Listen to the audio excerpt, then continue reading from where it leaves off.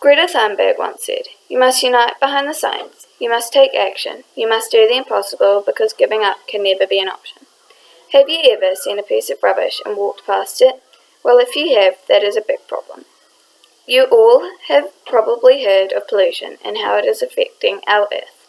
Well, today I'm talking about air pollution, land pollution, ocean pollution. You might be wondering, what is air pollution? Well, air pollution is one of many types of pollution.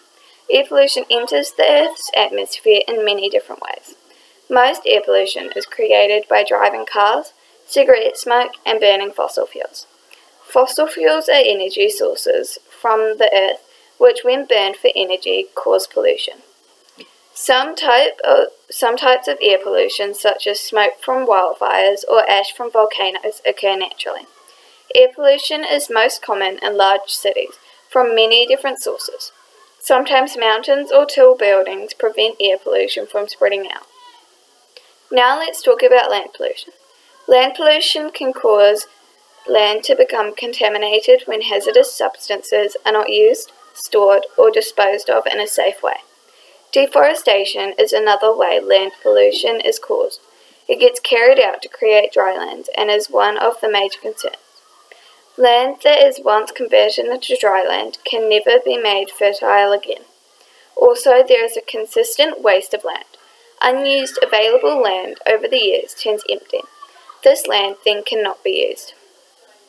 Ocean pollution is a very big problem. Somehow there is more plastic than fish. 8 million metric tons. That's how much plastic we dump into the oceans each year. That's about 17.6 billion pounds, or the equivalent of nearly 57,000 blue whales every single year. By 2050, ocean plastic will outweigh all the ocean's fish. As unsightly as ocean pollution is, what we can't see may be worse. 70% of ocean garbage actually sinks to the seafloor, meaning we're unlikely to ever be able to clean it up. There's so much junk at sea, and the debris has formed giant garbage patches, and people are just walking straight past it. What can you do to help our Earth? If you can't think of anything, here are a few examples.